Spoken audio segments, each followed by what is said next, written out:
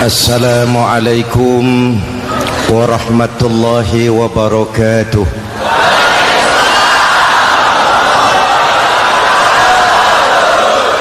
Alhamdulillahillazi ja'ala Ramadhana syahra siyami lil mu'minin. Wassalatu wassalamu ala asyrafil mursalin Sayyidina Muhammadin wa ala alihi wa sahbihi ajma'in, amma ba'du. Para ulama yang saya muliakan, para pejabat baik sipil maupun militer yang saya hormati, alhamdulillah malam ini atas izin Allah, mudah-mudahan yang kita laksanakan ini merupakan bagian dari amal ibadah kita di bulan suci Ramadan ini. Hadirin, reformasi terbesar adalah reformasi yang dilakukan oleh baginda Nabi besar Muhammad sallallahu alaihi wasallam. 23 tahun merombak satu bangsa biadab menjadi bangsa beradab, merombak umat yang terpecah belah menjadi umat yang bersatu, merombak masyarakat yang tenggelam dalam kemusyrikan menjadi umat yang bertauhid. Reformasi besar apa yang dilaksanakan oleh Rasul dan apa hubungannya dengan kita sekarang? Ini yang ingin saya sampaikan malam ini. Pertama, beliau melaksanakan reformasi akidah, membebaskan manusia dari kemusyrikan, menyelamatkan manusia dari ketergantungan kepada benda. 13 tahun beliau berjuang di kota Makkah hanya untuk menanamkan la ilaha illallah Muhammadur Rasul. Dari sana segalanya dimulai, meletakkan fondasi. Saya yakin tidak ada Tuhan selain Allah dengan seluruh konsekuensinya. Kalau saya yakin tidak ada Tuhan selain Allah, maka saya tidak akan menyembah kecuali hanya kepada Allah. Orang yang benar fondasinya, benar sujudnya. Jelas? Kalau saya yakin tidak ada Tuhan selain Allah, saya tidak akan minta rizki kecuali hanya kepada Allah. Orang yang benar fondasinya, jauh dari korupsi, jauh dari judi.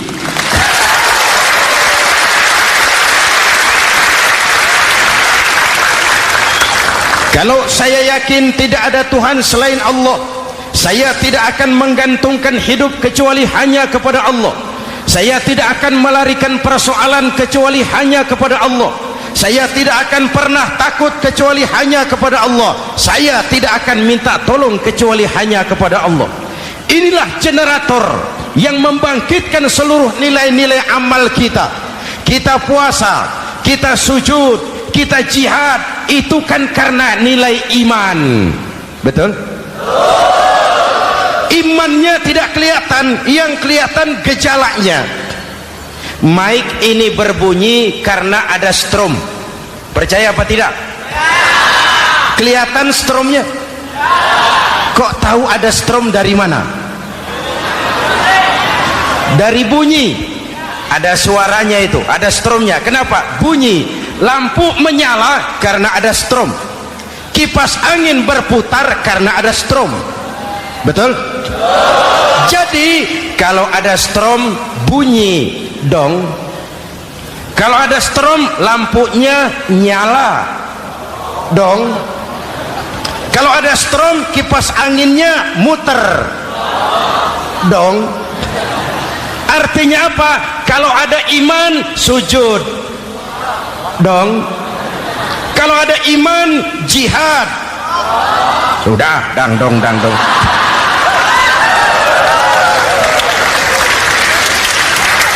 Seluruh amaliyah kita hanya refleksi dari nilai-nilai keimanan. Maka dimulai dengan fondasi.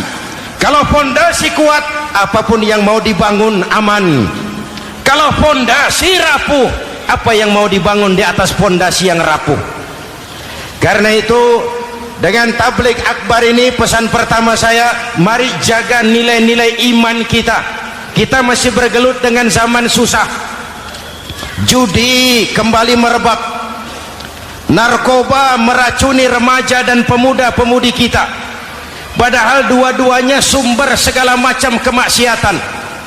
Judi mendidik orang jadi malas, dan sejarah belum pernah mencatat ada orang jadi kaya karena judi. Yang bangkrut, yang kere, yang melarat banyak.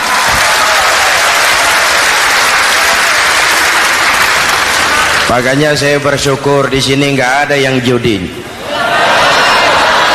Nggak ada, mana saya nggak lihat di sini. Entahlah kalau di luar sini.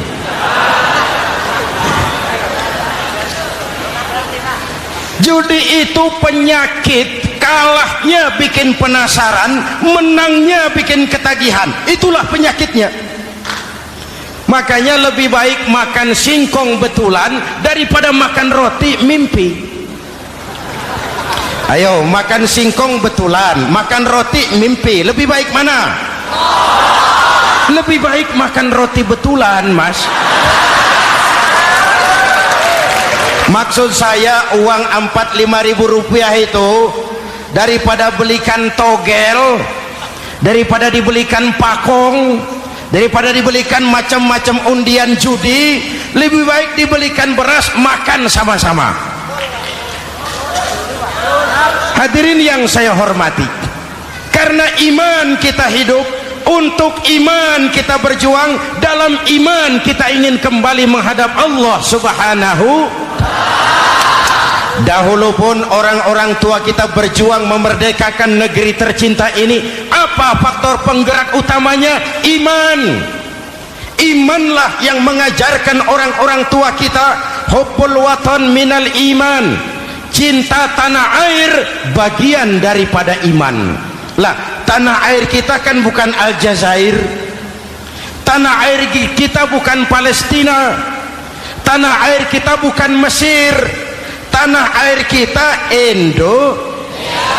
mencintai Indonesia bagian daripada iman.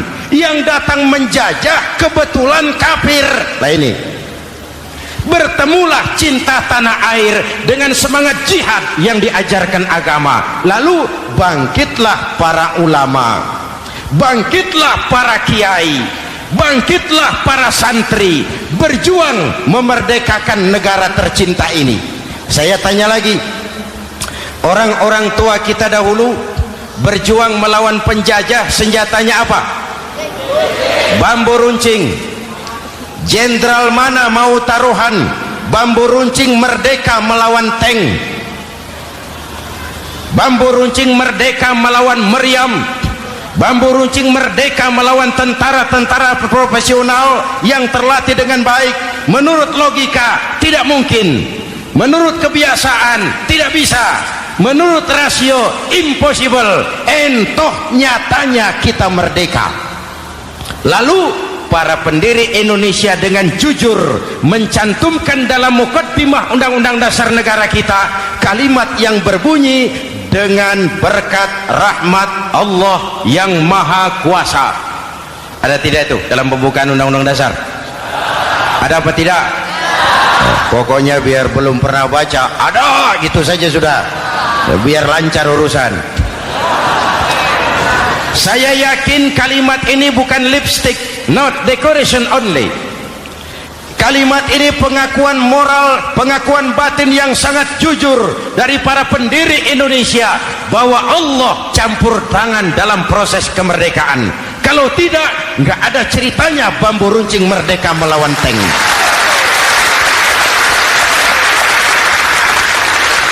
Kalau dulu iman untuk merebut kemerdekaan, sekarang iman untuk mengisi kemerdekaan. Betul? Betul? Karena itu jaga nilai-nilai iman, jangan tidur. kita sudah berhasil melaksanakan pemilu, sidang umum MPR sudah digelar, pemerintahan baru sudah terbentuk. Itu kita pilih bersama, kita dukung bersama. Mendukung itu tidak harus selalu iya, kula nuwun semohon dawuh kumaha juragan wae oke bos. Mendukung tidak harus selalu iya, mendukung juga memberikan saran, kritik, perbaikan. Kenapa? Di mana-mana di dunia ini kekuasaan cenderung mau menang sendiri, kekuasaan cenderung untuk korup. Karena itu kalau kita cinta kepada pemerintah, kita harus mengawasi jalannya pemerintahan kita ini.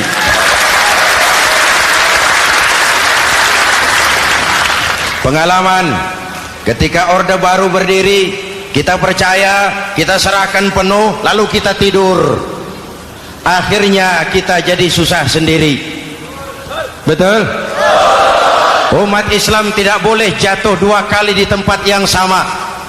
Hari ini lewat sini jatuh wajar, belum tahu barangkali. Besok lewat sini lagi jatuh lagi, goblok tenan. Masa jatuh dua kali di tempat yang sama itu bagaimana? Hadirin yang saya hormati, nilai-nilai iman, intan paling mahal, mutiara paling berharga, tidak lain nilai iman. Imanlah yang menyebabkan kita gembira menyambut datangnya Ramadan, menyingsingkan lengan baju, menghamparkan sajadah, melakukan pendekatan yang intens kepada Allah. Kenapa? Kita mengerti nilai Ramadan. Tempo hari saya berikan contoh, di tangan kanan saudara ada berlian, harganya 50 juta. Di tangan kiri saudara ada rumput seikat. Berlian dan rumput ini taruh di depan kambing. Kira-kira mana yang diambil kambing? Rumput, dasar kambing. Kambing tidak ngerti nilai berlian. Padahal kalau kambing sedikit mau pakai otak. Kalau berlian yang saya ambil, kata kambing, lalu saya bawa ke pasar, kemudian saya jual, harganya 30 juta, lalu dibelikan rumput, dapat rumput sekabupaten. Tapi kambing tidak ngerti nilai berlian, yang kambing tahu cuma rumput. Kenapa? Hidup kambing cuma melayani perut.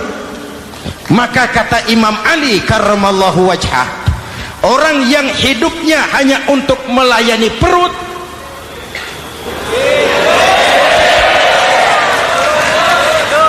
saudara yang ngomong ya, tanggung jawab.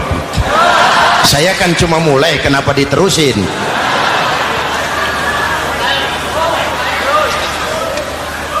Hadirin yang saya hormati, jaga iman baik-baik, wariskan kepada anak-anak kita. Mereka harapan kita semua, mereka masa depan Indonesia. Akan bagaimana Republik Indonesia, bahkan akan bagaimana Islam di Republik Indonesia 20, 30, 40 tahun yang akan datang, anak-anak kitalah jawabannya.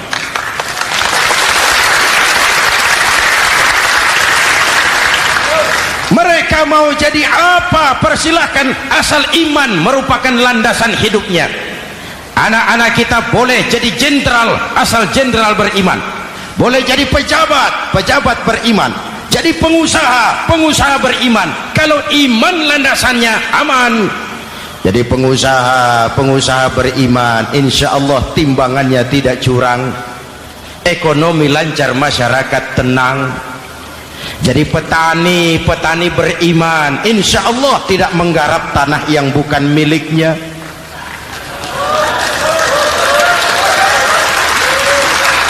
Jadi pejabat, pejabat beriman, insya Allah korupsinya sedikit.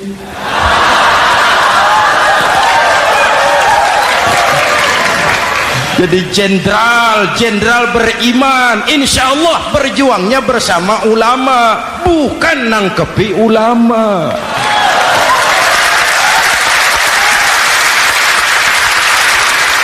Jadi teknokrat, teknokrat beriman, jadi pengusaha, pengusaha beriman, jadi seniman, seniman beriman, jadi maling. Nggak ada, mana ada maling beriman? iman landasannya, insya Allah aman. Ini yang pertama. Yang kedua, baginda Nabi melaksanakan reformasi sosial. Berupa apa? Membebaskan manusia dari ras diskriminasi, mengikat manusia dengan tali akidah. Diciptakan kita dari laki-laki dan perempuan, dijadikan kita bersuku-suku dan berbangsa-bangsa.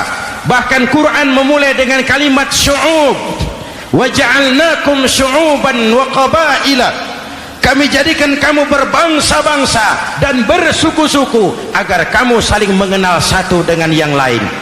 Saya ingin mengulangi imbauan saya, mari kita tingkatkan kerukunan, 3 macam kerukunan. Pertama, rukun antar umat seagama. Sesama muslim harus rukun. Ya Pak? Ya Bu? Hei.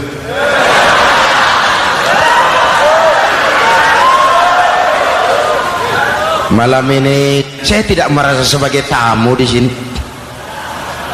Saya hanya keluarga di tengah-tengah keluarganya.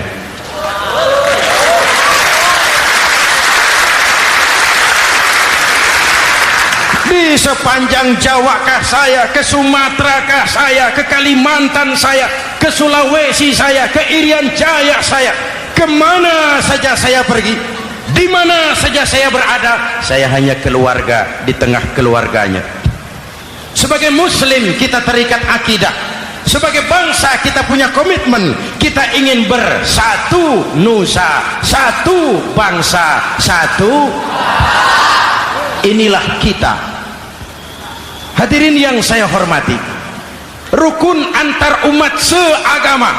Hura-hura pemilu sudah lewat, ekses-eksesnya harus kita hilangkan. Boleh jadi kemarin-kemarin karena berbeda kaos sama teman gak teguran. Yang sudah-sudah, yang penting sekarang ke depan. Sudah capek kita rakyat diobok-obok. Sudah datang saatnya kita meluruskan saf, merapatkan barisan, menggalang semangat kebersamaan. Rukun antar umat seagama. Begitulah malam ini saya hadir di tengah keluarga sendiri. Yang mengikat kita apa? Akidah. Di masjid kita ditemukan, dan inilah simbol kehidupan umat. Tadi kita sholat isya dan tarawih di sini, menghadap ke arah yang sama, menyembah Allah Tuhan yang sama, melakukan gerak yang sama, membaca bacaan yang sama, dengan bahasa yang sama. Betul? Tapi kita datang dari segala penjuru. Kita datang dari sebelah lor, sebelah kidul, sebelah wetan, sebelah kulon. Di sini di masjid ini kita menghadap ke arah yang sama. Kita yang hadir di sini boleh jadi ada yang dari Sumatera, Kalimantan, Sulawesi, Irian Jaya, tapi kita adalah Indonesia. Jelas? Jelas? Saya sering kasih contoh, coba kalau sholat pakai bahasa masing-masing, ramai masjid, bingung malaikat. Ini Indonesia ramai karena tiap provinsi sholat pakai bahasa masing-masing.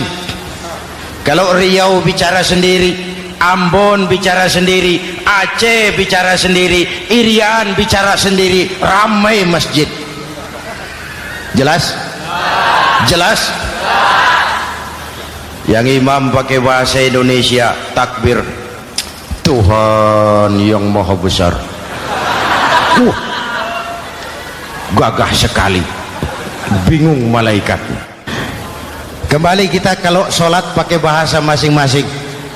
Betapa ramainya masjid. Itu cermin dari bangsa yang tidak bisa menjaga kesatuan dan persatuan. Uni Soviet almarhum, al-mal'un, itu negara adidaya, negara adikuasa, bersama-sama dengan Amerika menjadi polisi dunia. Tetapi kemudian dihantam oleh glasnost yang kebablasan, Gorbachev terpental, Soviet pecah jadi negara kecil berkeping-keping. mimpi mengembalikan Soviet seperti dulu. Begitulah kalau kita biarkan benih-benih disintegrasi ini terus berkembang, tidak ada lem perekat, maka kita akan pecah berkeping-keping dan kita akan jadi satu bangsa yang kecil.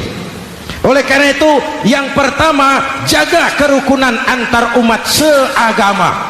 Berbeda pendapat boleh, berpecah belah jangan. Berbeda partai oke, tapi berbeda dalam wawasan bernegara jangan. Jujur saja, saya kemarin musim pemilu itu sudah agak pesimis melihat, batin saya menjerit, ya Allah, kenapa umat jadi begini? Kenapa umat harus terkotak-kotak? Terlalu banyak partai-partai Islam waktu itu, 20 lebih. Begitu sidang umum MPR berjalan, saya mulai melihat titik optimisme.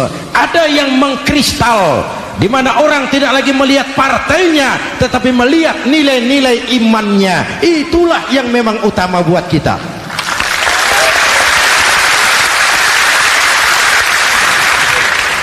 Ini yang pertama, rukun antar umat seagama. Yang kedua, rukun antar umat beragama. Beberapa hari yang lalu ada kejadian yang mengenaskan di Jakarta Timur, Cipayung. Peristiwa penyerbuan Yayasan Dolos. Hadirin yang saya hormati, kita tentu menyesalkan kejadian itu. Kita tidak bisa menyetujui tindakan main hakim sendiri.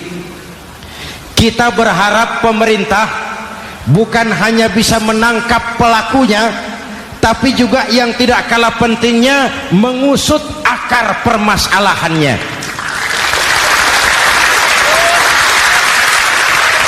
Kenapa itu terjadi? Kalau cuma pelakunya yang ditangkap, akar permasalahannya tidak selesai, saya khawatir terulang lagi di tempat lain. Inilah yang terpenting, menjaga kerukunan antar umat beragama, saling menghormati, saling menghargai. Jangan melakukan kamuflase, jangan melakukan tindakan-tindakan yang rawan dan peka.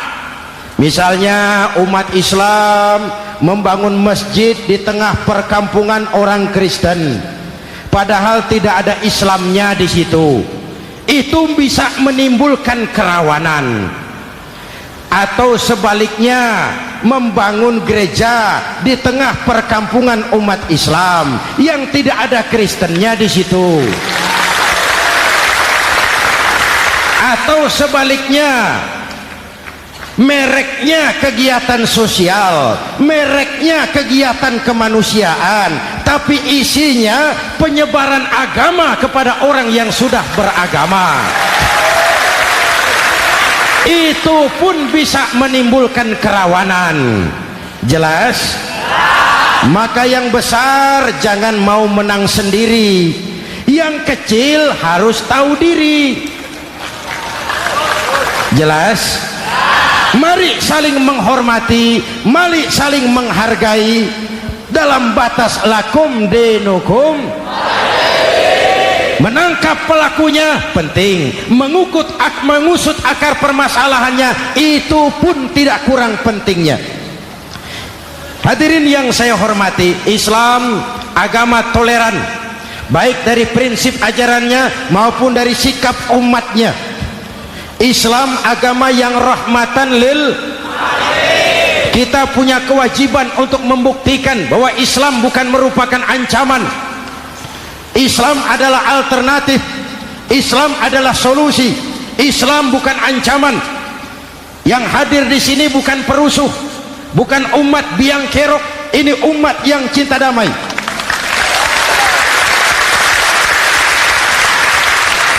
Ini umat yang tidak pernah mencari-cari musuh, tapi juga tidak akan pernah lari kalau bertemu musuh. Mari kita jaga kerukunan antar umat beragama. Jangan sampai peristiwa Dolos terulang lagi di tempat-tempat lain. Saling menghargai, saling menghormati. Jangan main hakim sendiri. tapi juga jangan mau menang sendiri. Hadirin yang saya hormati, dengan menjaga kerukunan antar umat beragama, akar keutuhan kita sebagai bangsa semakin terpelihara. Lalu yang ketiga, rukun antar umat beragama dengan pemerintah. Tadi kita sholat di sini ada imam, ada makmum, betul? Kalau makmum siapa saja boleh, Mas. Tidak ada pemilihan makmum. Fikih itu ketat kalau sudah memilih imam. Nih makmum siapa saja.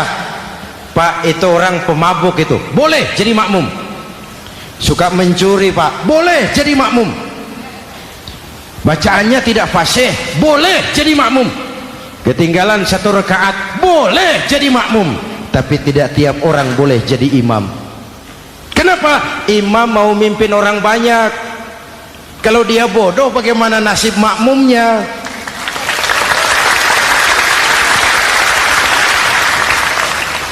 Ada karikatur di Medan, pernah kejadian anak kecil disuruh sholat sama ibunya. Nak, sholat kau. Ah, aku tak pandai sholat, mak. Si Ucok rupanya ini.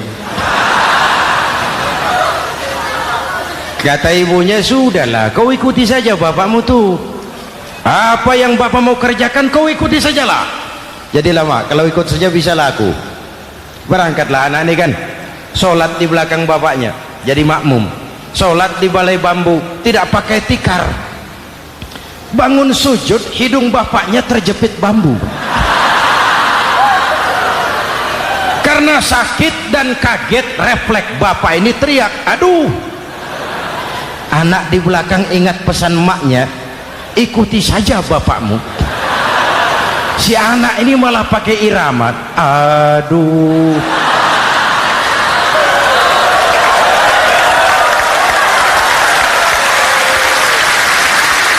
Lah, ada yang lebih gendeng lagi. Mendengar anaknya mengaduh, bapaknya menoleh ke belakang. Kata bapaknya, kau kejepit juga, Cok, katanya. Sholat jadi ngobrol. Kalau makmum dan imam sama bodohnya, rusak sholat ini.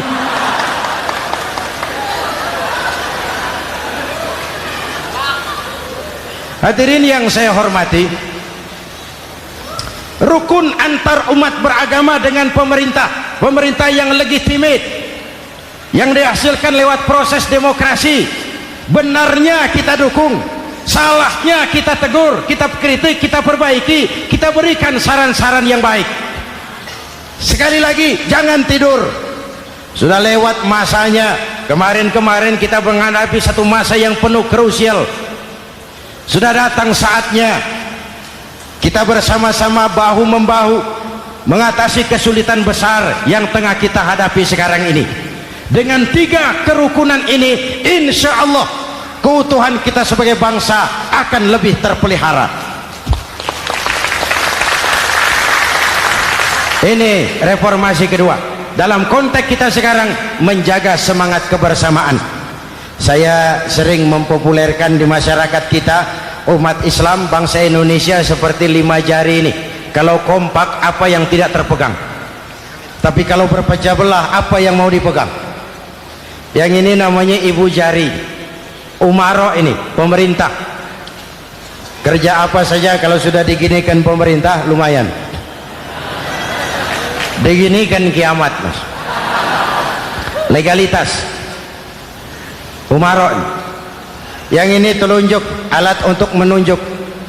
Ini orang yang punya uang, orang kaya, para pengusaha, investor. Kita perlu untuk memulihkan roda perekonomian kita. Di mana-mana kalau orang sugih nunjuk, lancar urusan, Pak. Coba kita yang melarat nunjuk-nunjuk ini, nggak laku, Pak. Makanya kata orang, serba salah jadi orang susah, tapi lebih susah jadi orang serba salah. Serba salah jadi orang susah, tapi lebih susah jadi orang serba salah. Telunjuk. Yang ini jari tengah lah ini, di tengah dia, ke kanan tidak, ke kiri tidak. milik semua golongan ini, netral. Siapa ini? TNI. Siapa ini? Cendekiawan. Siapa ini? Ulama idealnya ini. Milik semua, tidak kemana-mana tapi ada di mana-mana. Nggak bisa diajak suitan ini. Nggak ada anak-anak main kelereng suitnya begitu, itu nggak ada.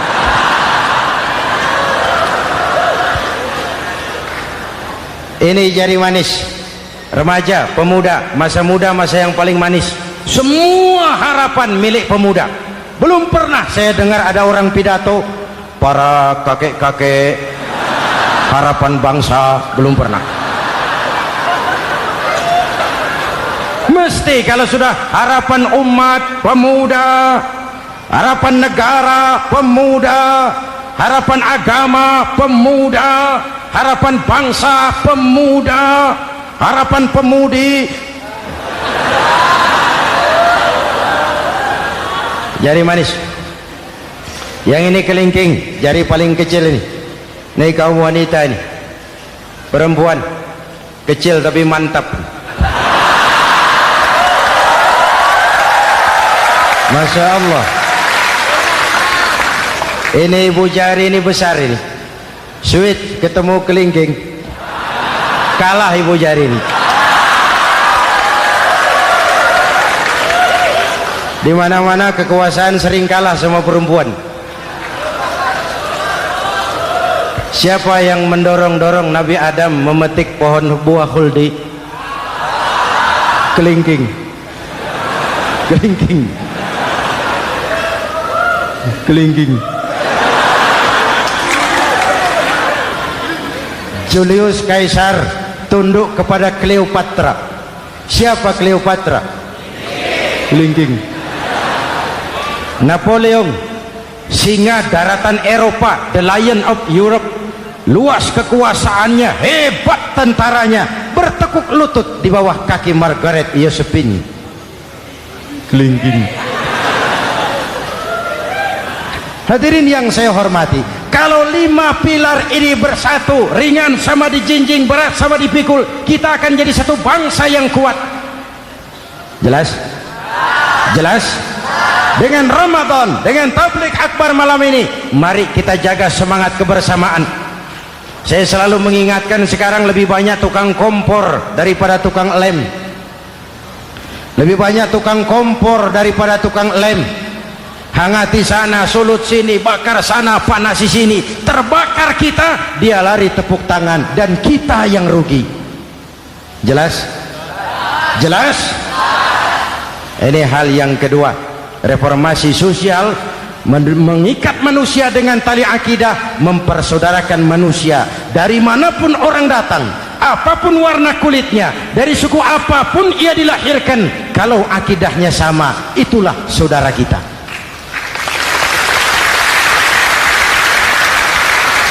Kembangkan terus kerukunan antar umat seagama, antar umat beragama, dan antar umat beragama dengan pemerintah. Muslim bagaikan satu tubuh. Jikalau yang satu sakit, yang lain ikut merasakan sakit. Muslim bagaikan sebuah bangunan, yang satu sama lain harus saling memperkuat.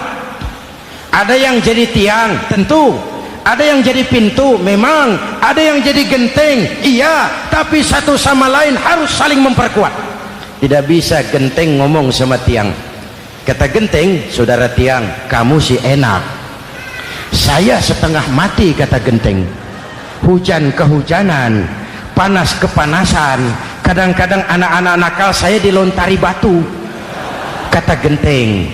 Yang jadi tiang ngomong lagi. Kata tiang, saudara genteng, jangan sembarangan kalau ngomong. Kamu kira kamu bisa nongkrong di atas? Itu gara-gara siapa genteng? Aku yang topang dari bawah. Kata tiang. Kamu jadi anggota DPR, jadi anggota MPR, jadi pejabat, kami rakyat yang angkat.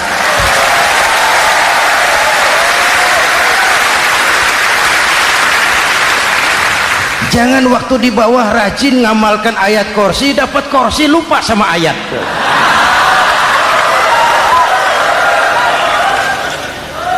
Mari ringan sama kita jinjing, berat sama kita pikul, duduk ya kita sama rendah, berdiri kita sama tegak. Tidak ada warga negara kelas 1 di Republik ini. Ini reformasi kedua. Yang ketiga, reformasi menegakkan keadilan, menyelamatkan manusia dari kezaliman.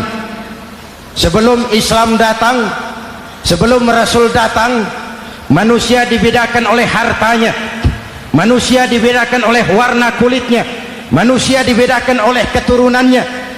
Beliau dengan tegas mengajarkan, innallaha la yanzuru ila suwarikum wala ila amwalikum walakin yanzuru ila qulubikum wa a'malikum. Allah tidak melihat potonganmu, Allah tidak melihat hartamu, yang Allah lihat itu hatimu dan amal perbuatan.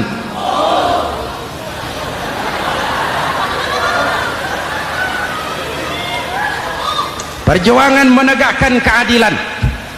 Hadirin yang saya hormati, itulah yang menyebabkan reformasi kita menggelinding, menuntut keadilan, baik keadilan di bidang politik, keadilan di bidang ekonomi, keadilan di bidang hukum. Nabi pernah mengingatkan, hakim, kata Nabi, itu ada 3 macam. Al-qudatu salasatun. Hakim ada 3 macam. 1 di surga, 2 di neraka. Hadirin yang saya hormati, siapa yang hakim ke surga itu? Ada hakim yang tahu tentang kebenaran, lalu siap melaksanakan kebenaran itu, menghukum dengan kebenaran apapun resikonya, walaupun dimusuhi atasannya, walaupun bertentangan dengan nuraninya, karena itu orang yang dia sukai, tapi dia tetap melaksanakan hukum. Hakim yang mengerti tentang kebenaran sesuatu lalu melaksanakan hukum dengan kebenaran itu yang akan sampai ke surga.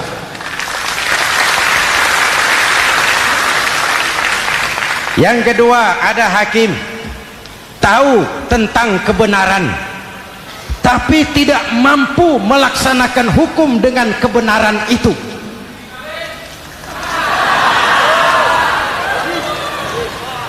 Tahu sesuatu itu benar tetapi tidak punya nurani untuk membela kebenaran, mengetahui kebenaran tapi tidak berdaya untuk memperjuangkan kebenaran. Akhirnya hukum dikebiri, yang salah jadi benar, yang benar jadi salah. Itulah realita yang kita rasakan selama ini. Yang baca Quran dengan suara merdu dapat piala, yang mengamalkan Quran dengan konsekuen dapat penjara, yang berteriak-teriak menegakkan keadilan dianggap aneh, yang korupsi habis-habisan hidup terhormat.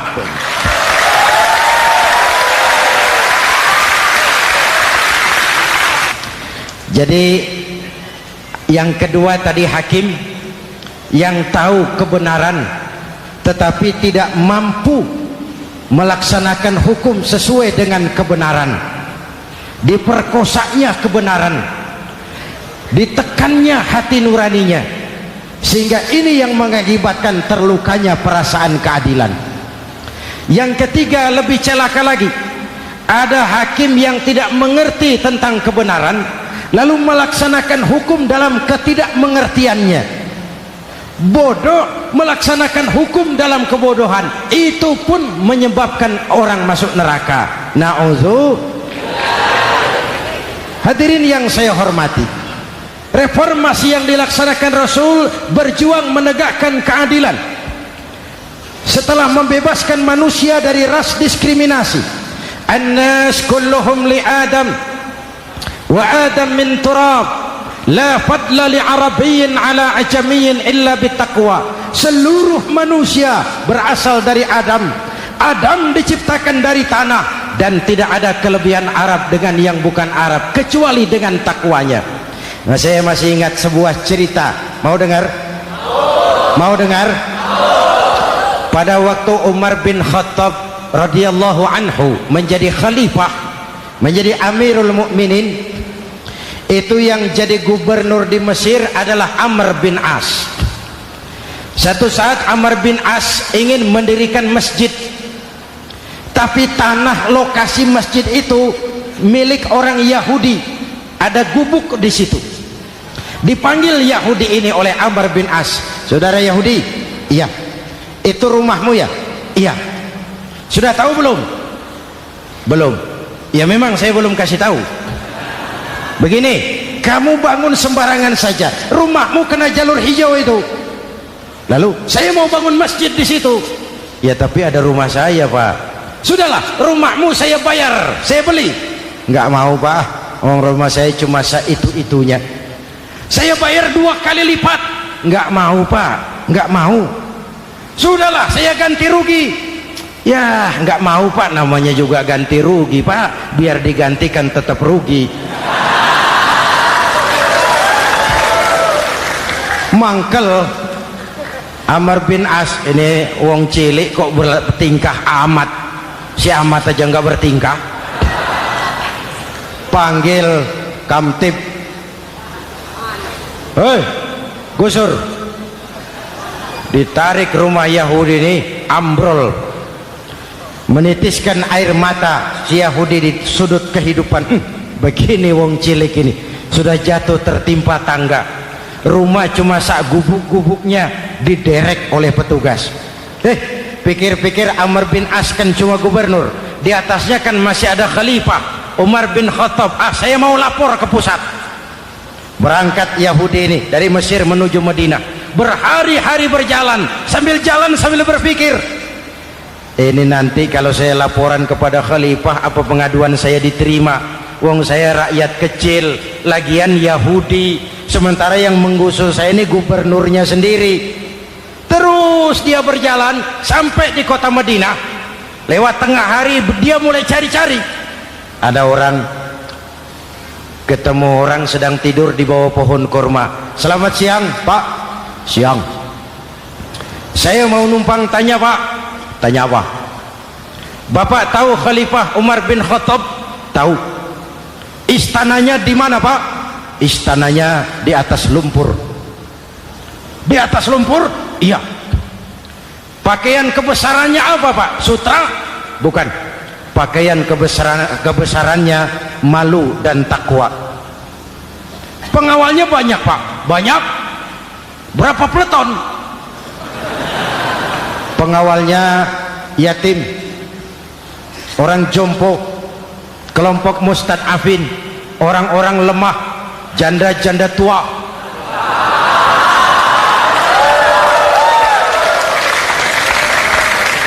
Itu pengawalnya.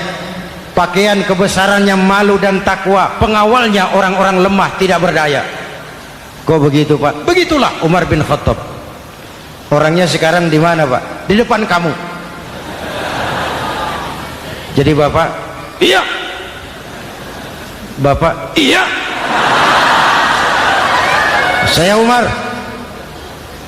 Ada apa, Mas?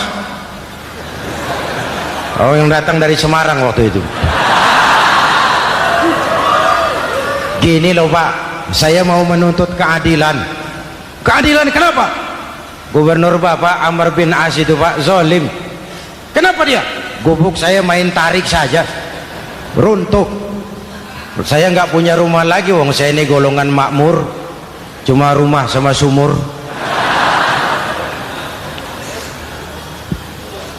Lalu untuk apa? Katanya dia mau bangun masjid di situ, Pak. Dipaksanya rumah kamu ditarik sampai runtuh. Iya. Yahudi. Ya, Pak. Itu ada tempat sampah ya. Betul, Pak. Di situ banyak tulang unta. Coba kau cari satu tulang unta bawa ke sini. Bingung Yahudi. Pak, saya jauh-jauh dari Mesir ke sini ini mau cari keadilan.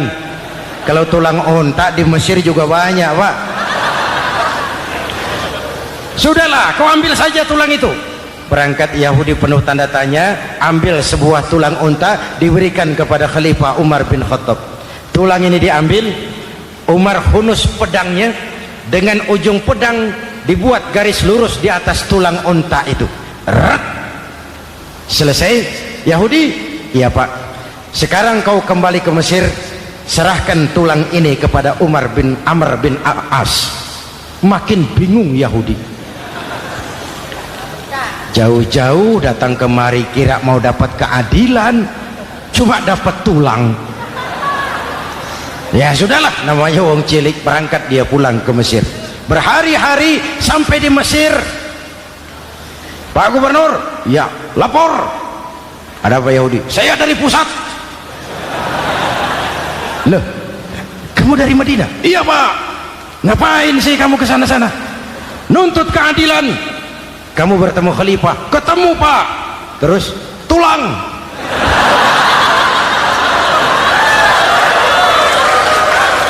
Ini loh Pak, salam dari beliau, tulang. Apa maksudnya? Aku nggak ngerti lah itu Pak. Yes, go rene.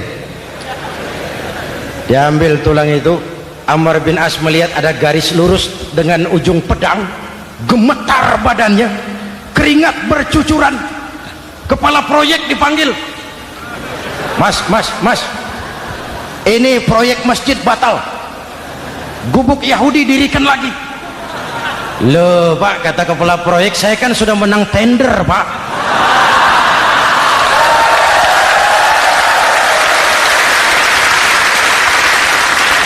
Wes, nggak ada urusan, sampean mau menang mau kalah tender, proyek batal.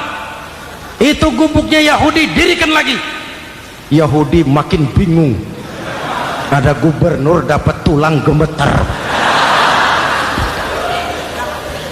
Pak Gob, ya sebenarnya apa yang terjadi? Apa-apa? Kamu sedikit-sedikit main pusat.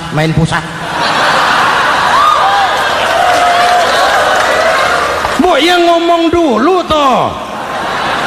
Ya kan awalnya saya sudah ngomong Pak, tapi gubuk saya tetap ditarik. Percuma ya saya ke pusat Pak. Saya dapat teguran keras dari Khalifah. Tahu kau apa artinya ini? Seolah beliau berkata, hei Amr bin As, jangan mentang-mentang sedang berkuasa kau bertindak seenakmu. Berlaku lurus dan adillah kamu seperti lurusnya garis di atas tulang ini.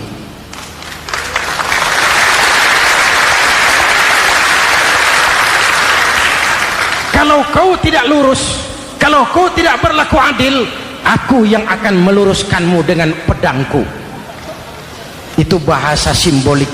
Siapa yang gak gemeter? Kamu. Pusat. Wedus. Ya ini nek coro kita. Oh Pak, kalau begitu Islam adil ya Pak? Adil. Jadi saya menang Pak. Menang kamu. Padahal saya Yahudi. Tapi menang ya. Menang. Pak sudahlah kalau begitu Pak. Bagaimana? Itu gubuk saya ambil saja Pak. Tanah-tanahnya gubuk-gubuknya Bapak ambil. Silahkan kalau mau dibangun masjid. Tidak cuma sekadar itu Pak. Mulai hari ini Bapak dengarkan, asyhadu an la ilaha illallah wa asyhadu anna muhammadar rasulullah.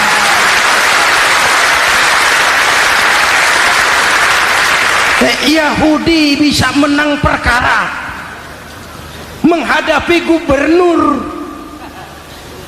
Kalau ini terjadi di Indonesia,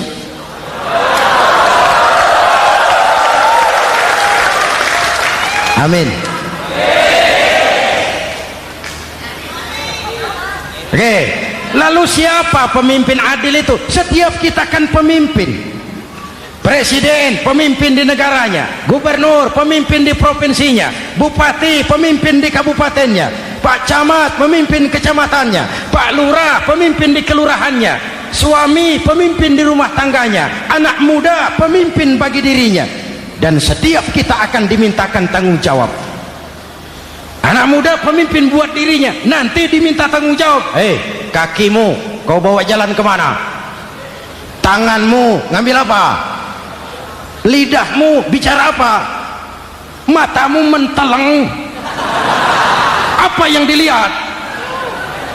Seluruhnya akan dimintakan pertanggungan jawab. Marilah kita jadi orang yang adil kepada diri, kepada keluarga, dan akhirnya kepada masyarakat, bangsa dan negara. Hadirin yang saya hormati, satu ayat yang sering dibaca pada akhir khutbah khatib Jumat, innallaha ya'muru bil adli wal ihsan. Allah memerintahkan kamu berlaku adil dan berbuat ihsan. Tidak sekadar adil tapi ihsan. Ihsan nilainya lebih tinggi dari adil. Contoh, nak, tolong taruh telur itu di pinggir meja. Anak yang adil apa adanya, ditaruh telur di pinggir meja. Anak yang ihsan lain. Lah iya, perintahnya sih di pinggir meja, tapi kalau pas di pinggir meja kan jatuh ke bawah, ke tengah sedikit. Ini ihsan. Oleh karena itu, mari, perjuangan menegakkan keadilan masih panjang. Jalannya tidak lurus bertabur bunga, menanjak, menurun, banyak onak dan duri.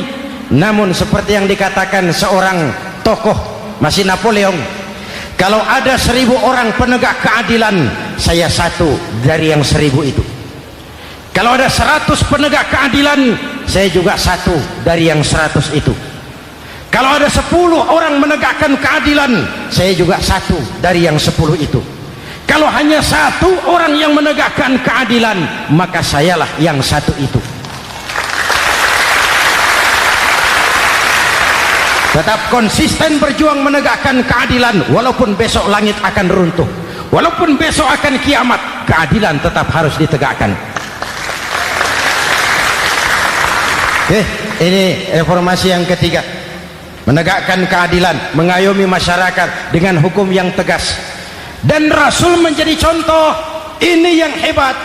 Misalnya beliau berkata, wallazi nafsi biyadihi law anna Fatimah binti Muhammadin saraqat laqata'a Muhammadun yadaha. Demi Allah, andai kata Fatimah putri Muhammad mencuri, jangan orang lain, Muhammad sendiri yang akan memotong tangannya. Hukum berwibawa, masyarakat terlindungi. Kenapa? Nabi jadi contoh. Jelas? Beliau mengajarkan orang beramal. Kepada putrinya beliau mengatakan apa? I'mali ya Fatimah, i'mali fa inni la ughni anki minallahi syai'a. Fatimah, beramal kau. Fatimah, beramal kau. Fatimah, solat kau. Fatimah, puasa kau. Fatimah, zakat kau.